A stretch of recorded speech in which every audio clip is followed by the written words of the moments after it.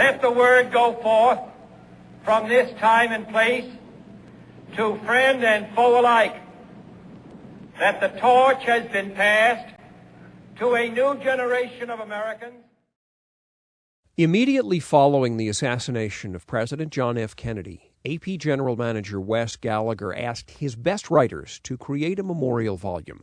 Saul Pett, Sid Moody, Hugh Mulligan, and Tom Henshaw worked quickly to produce the instant bestseller, The Torch is Passed. They dedicated it to those who might one day find, in their words, an insight and a wisdom and a workable moral out of these events which so far elude us who lived them. For this account, we have drawn freely upon the published text. 11:37 a.m., Dallas time, Friday, November 22nd, 1963. Love Field. The door of the cabin opened and the President and First Lady of the United States emerged. They smiled. The sun smiled. They hustled forward to touch fleetingly the writhing arms of the happy throng. The welcomers were doing their best to give a big Texas hi, y'all, to John Fitzgerald Kennedy and his radiant wife, Jacqueline. Those in back, who couldn't quite elbow their way through the milling mob to touch the president's hand or even his dark gray suit, held small box cameras overhead, hoping to catch something of that famous crinkle-eyed grin. The pros, with their electronic flash guns, scurried backward like burdened crabs for, "Just one more, Mr. President, just one more." Someone gave Jacqueline Kennedy a bouquet of flowers, blood-red roses.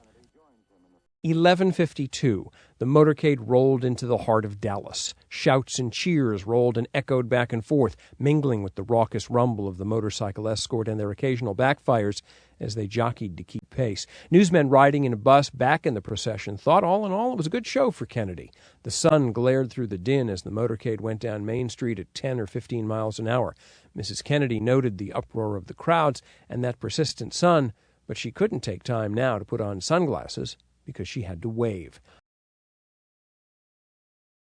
At 12:20 p.m., the Dallas Bureau of the Associated Press was its usual noisy self. Chief of Bureau Bob Johnson, feeling good, had left the trunk wire and had walked into the adjacent Times-Herald newsroom.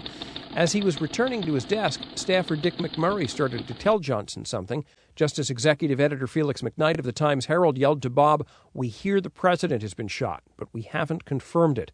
Johnson raced for his typewriter and hurriedly typed out the slug and dateline for a bulletin. He had just reached the dash that follows the AP logotype when the phone rang.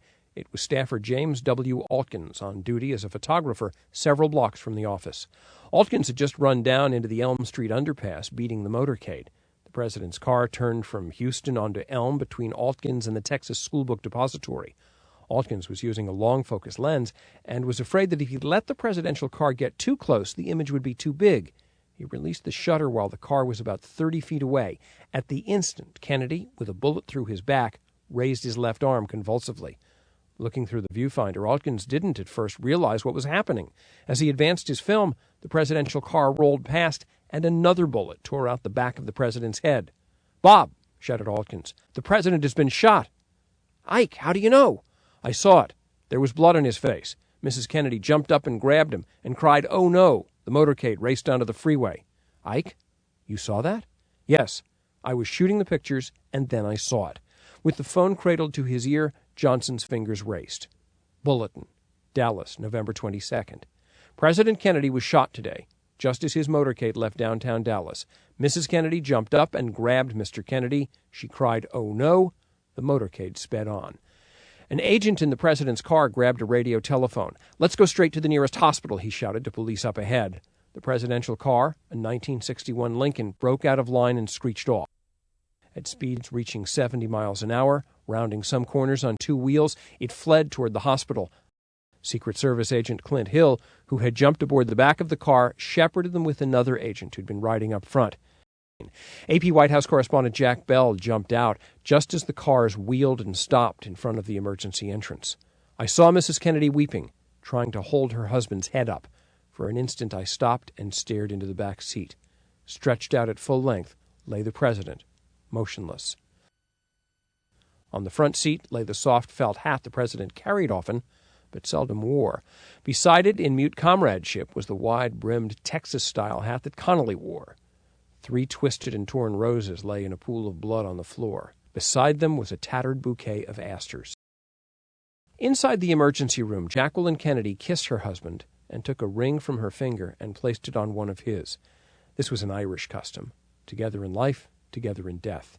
She stood erect again. "Thank you for taking care of the President," she told Father Huber, who had just administered last rites. The flash came at 1:32 p.m. Dallas. 2 priests who were with Kennedy say he is dead of bullet wounds. In the first 12 hours after the assassination, the AP moved 219 stories, totaling more than 63,000 words.